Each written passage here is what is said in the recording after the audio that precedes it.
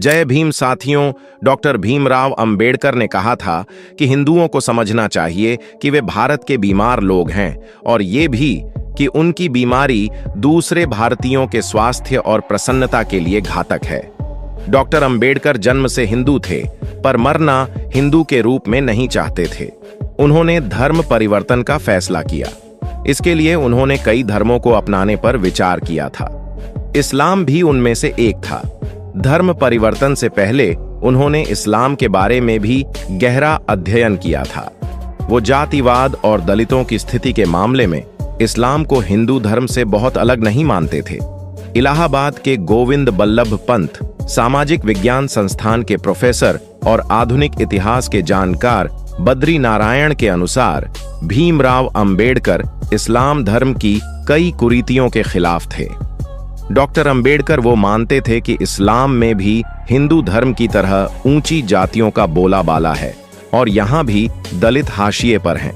BBC से बात करते हुए बद्री नारायण ने बताया, डॉक्टर भीमराव अंबेडकर मानते थे कि दलितों की जो दशा है उसके लिए दास प्रथा काफी हद तक जिम्मेदार है। इस्लाम में दास प्रथा को खत्म करने के कोई खास प्रतिबद्धता नहीं दिखती है। दिल्ली विश्वविद्यालय के प्रोफेसर शमसुल इस्लाम भी इस बात से इत्तेफाक रखते हैं। वो बताते हैं, डॉक्टर अंबेडकर ने धर्म परिवर्तन के लिए इस्लाम पर भी विचार किया था, पर इसे अपनाया नहीं, क्योंकि वे मानते थे कि इसमें भी उतना ही जातिवाद है जितना हिंदू धर्म में। वो बताते हैं कि डॉक्टर अंबेडकर मानते थे कि मुसलमानों में भी जो हैसियत वाला वर्ग है वो हिंदू धर्म के ब्राह्मणों की तरह ही सोचता है। डॉक्टर अंबेडकर ने स्पष्ट रूप से कहा था कि देश का भाग्य तब बदलेगा जब हिंदू और इस्लाम धर्म के दलित ऊंची जाति की राजनीति से मुक्त हो पाएंगे।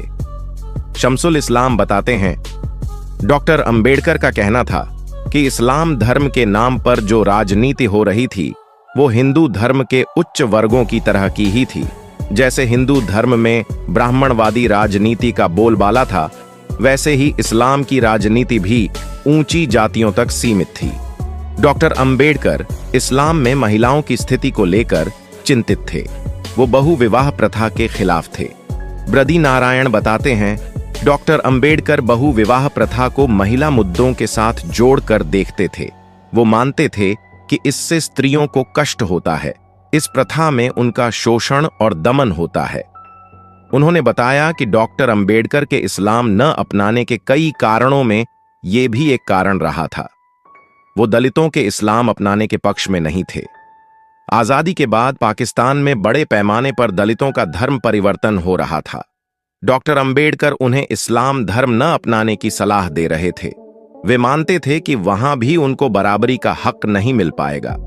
बद्री नारायण बताते हैं कि डॉक्टर अंबेडकर को लगता था कि इस्लाम में कुरीतियों को दूर करने की आत्मशक्ति नहीं दिख रही थी और उसे दूर किए बिना समानता का भाव नहीं मिल पाता। शमसुल इस्लाम बताते हैं कि मुगल शासकों ने मनुस्मृति को पूरी तरह अपनाया था, जबकि डॉक्टर अंबेडकर मनुस्मृति के खिलाफ थे। जो भी मुस्लिम शासक भारत आए, उन्होंने ब्राह्मणवादी राजनीति को अपनाया। मुगल काल को भी देखें तो मुस्लिम शासकों ने हिंदू धर्म की ऊंची जातियों के साथ समझौता कर लिया था। शमसुल और बद्री नारायण दोनों इतिहासकार यह मानते हैं कि डॉक्टर अंबेडकर दलितों को समाज में समानता का अधिकार दिलाना चाहते थे, जो इस्लाम में संभव नहीं दिख रहा था। यही कारण है कि उन्होंने कई धर्मों के अध्ययन के बाद बौद्ध धर्म को अपनाया था। इसलिए डॉक्टर अंबेडकर ने इस्लाम क्यों नहीं अपनाया? उन्होंने इस्लाम को हिंदू धर्म जैसा ही माना, जहां छुआछूत व्यापक समस्या थी।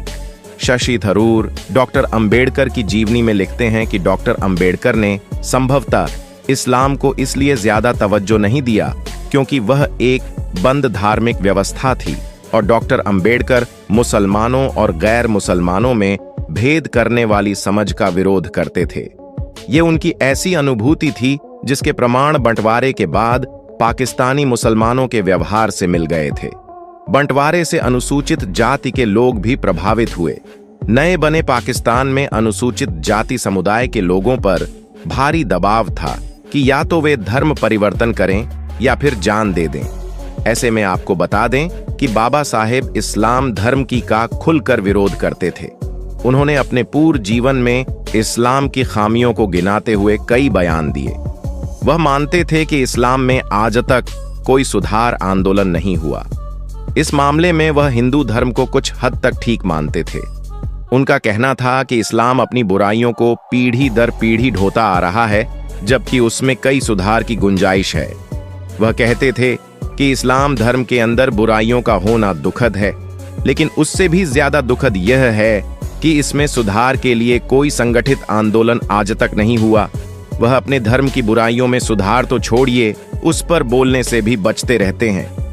वह मानते थे कि इस्लाम के मानने वालों की सोच में लोकतंत्र का अभाव है। वह मुस्लिम नेताओं की सोच को भी कटघरे में खड़ा करते रहे।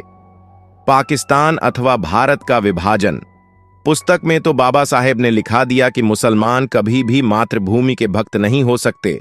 इसके साथ ही उन्होंने कई और बातें लिखी जिसके जरिए उन्होंने मुसलमानों पर निशाना साधा था। वह मानते थे कि इस्लाम में भी ऊंची जातियों का बोलबाला है और दलितों की हालत यहां भी खराब है। उन्होंने साफ कहा था कि मुसलमानों में तो दास प्रथा को खत्म करने के लिए कोई प्रतिबद्धता भी नहीं दिखती है। वह मुस्लिम धर्म में जारी बहुविवाह प्रथा के विरोधी तो थे ही, इस्लाम में महिलाओं की हालत से भी खासे चिंतित थे। डॉक्टर आम्बेडकर दलितों को समाज में समानता का अधिकार दिलाना चाहते थे, जो इस्लाम में संभव नहीं दिख रहा था। यही कारण है कि उन्होंने कई धर्मों के अध्ययन के बाद बौद्ध धर्म को अपनाया था। ये सभी बयान डॉक्टर अंबेडकर संपूर्ण वाङ्मय 15 पर आधारित है। आज की वीडियो में बस इतना ही। यदि आपको हमारे द्वारा बनाया गया यह वीडियो पसंद आया हो और आप चाहते हैं कि हम आपके लिए रोजाना ऐसा ही वीडियो लाते रहें, तो आप हमें आर्थिक मदद कर सकते हैं। दिए गए QR कोड को स्कैन करके हमें आर्थिक मदद भेज सकते हैं, जिसकी हमें इस समय बहुत आवश्यकता है। बाबा साहेब पर बनाया गया हमारा ये वीडियो कैसा लगा, आप हमें कमेंट करके जरूर बताएं। दोस्तों, आज की वीडियो में बस इतना ही। इस चैनल पर मैं सिर्फ बाबा साहेब के जीवन से जुड़ी छोटी बड़ी सभी जानकारी लेकर आता रहता हूं। यदि आप बाबा साहब को पसंद करते हो और इनके बारे में और अधिक जानना चाहते हो, तो हमारे अंबेडकर साहेब जी YouTube चैनल को सब्सक्राइब कर लें। वीडियो को पूरा देखने के लिए धन्यवाद। उम्मीद करता हूं आपके विचार भी बाबा साहब की तरह अच्छे होंगे।